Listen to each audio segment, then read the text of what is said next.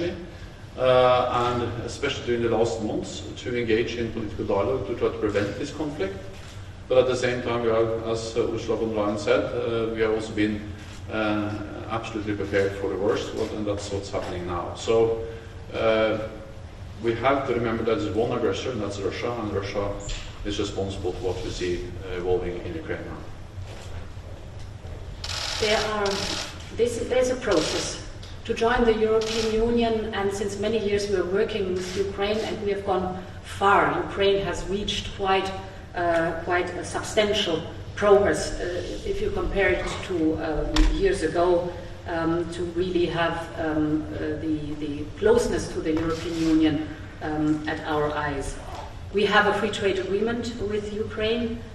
This is a privileged access to the European single market, and increasing integration of the Ukrainian market into the European single market.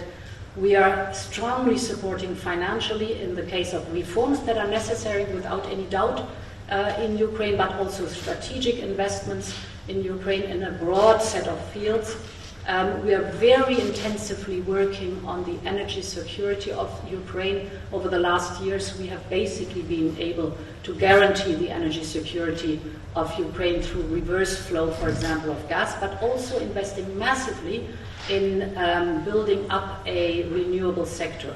Right now, Ukraine is decoupling its electricity grid from the Russian electricity grid, and we stand ready to support them in case that there are any kind of difficulties. This is not easy, this is not trivial, this is much earlier than we had planned, but this shows that there's an enormous amount of support for our friends in Ukraine.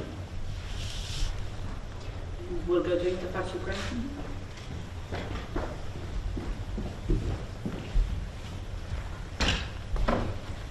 Thank you, Anna. Interfax Ukraine, Irina Sommer. Secretary General, don't you think that if in Bucharest Ukraine got invitation to join NATO, nothing will happen like what we have today?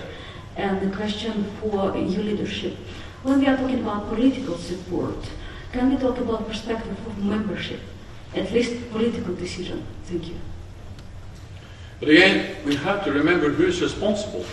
What we made clear in Bucharest in 2008, and what NATO allies have made clear again and again, is that every nation has the right to choose its own path, and that we support Ukraine in their aspirations to further integrate with the Euro-Atlantic community, and also their aspirations for membership. And then it is for Ukraine to decide whether they would like to belong to NATO, and then it's for 30 allies to decide on the question of membership, and when Ukraine is ready to join.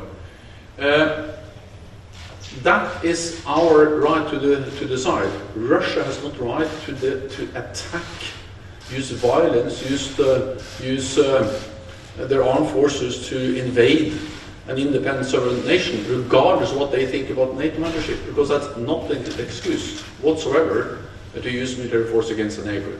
That's just not the world we like to live in, where big powers as Russia uses military force to try to coerce other countries, and if they don't act as they want, actually invade them. And that's what we're seeing now. We recognize the EU aspiration of Ukraine, and you know that this is a decision that needs to be taken by the member states. But it is very clear that the last years we have worked a lot. It was described by the President of the Commission in order to strengthen all the ties with Ukraine. We have encouraged Ukraine to implement reforms, the method of progress, more economic relationships, more economic ties in different fields. And it will be the occasion tonight at the level of the European Council to have a debate about the way we will support Ukraine in different fields, the political field included. Thank you very much. This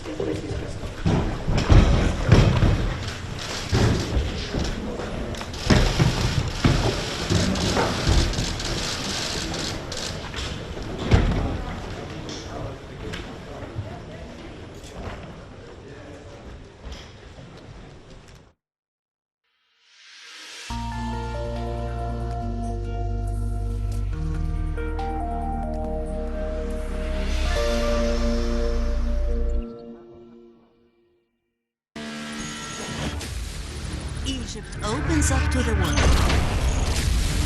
President Abdel Fattah al-Sisi meets with world leaders.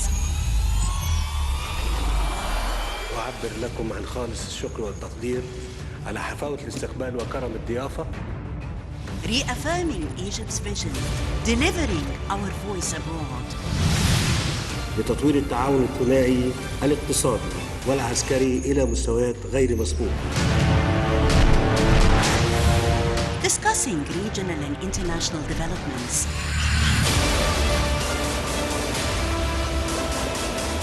Solid and strong relations on the path of partnership and development.